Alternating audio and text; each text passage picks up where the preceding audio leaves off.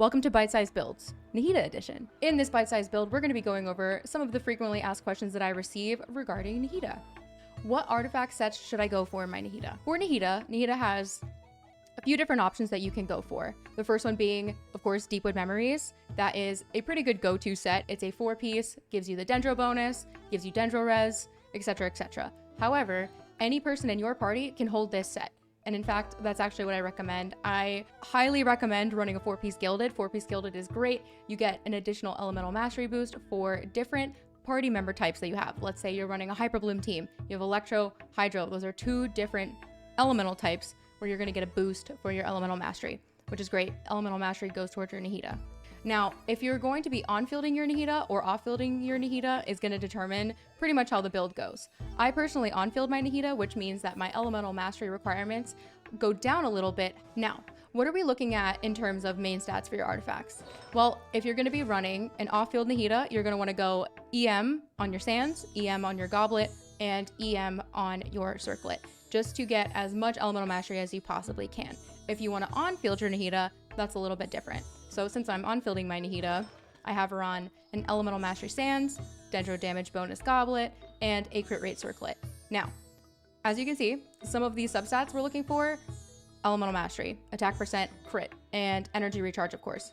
All characters should have Energy Recharge because without Energy Recharge, you can't use your abilities. In terms of talents, depends if you're going to be on-fielding your Nahida or off-fielding your Nahida. If you're going to on-field your Nahida, I recommend you level all of your talents. However, I would prioritize your skill first, then I would prioritize your burst, and then I would prioritize normals. Off-fielding your Nahida, you absolutely want to focus on your skill. You cannot leave this unleveled. You will notice a difference in damage. So if you're going to off-field your Nahida, you definitely want to have 1000 elemental mastery. The cool thing is that in Nahida's elemental burst, you get a huge elemental mastery boost. I can show you that real quick. First things first, let's look at Nahida stats before we use her elemental burst so you can get an idea of what my elemental mastery looks like beforehand and after I go ahead and use the burst. So right now, she has 889 elemental mastery. Now, watch as I use her burst. Now we're looking at Nahida's elemental mastery as we're in her burst. As you can see, it went up quite a bit. I was at 889 before, now we're at 1120. This is due to her talent.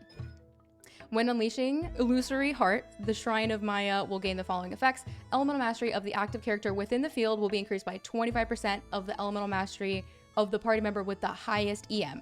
You can gain a maximum of 250 EM in this manner. What weapon should I use for my Nahida? Of course, best in slot's going to be her signature weapon, 1000 Floating Dreams. However, there are plenty of other free-to-play options that you can use, 4-star options. There is, of course, Wandering Evenstar. You can use Sacrificial Fragments. That's totally fine. You can also use Map of Mare. Let's say you want to on-field your Nahida and you want her to be more of a DPS style unit. You can absolutely go for a crit weapon, crit rate, crit damage, whatever suits your needs. However, you want to make sure that you are still covering your bases as far as elemental mastery goes. What are my favorite team comps to run with Nahida? You want to run a Hyperbloom team? It could be Nahida, Xingqiu, Kuki, and then a flex slot. You can do an Animo or a Geo unit. I personally like to use Zhongli. Zhongli is great. You get Res Shred and a shield, which is awesome. Kazuha is great. Sucrose is great. Another great team that I would recommend would be a Bloom team.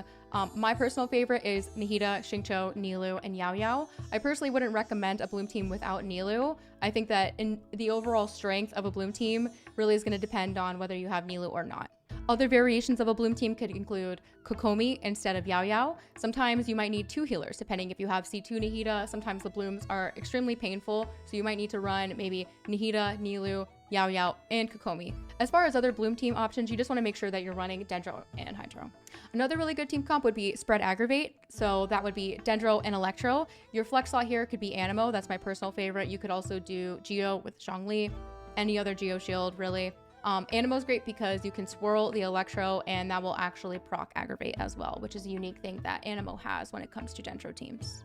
And that's it. I hope you enjoyed this bite-sized build for Nahida. Stay tuned for future builds.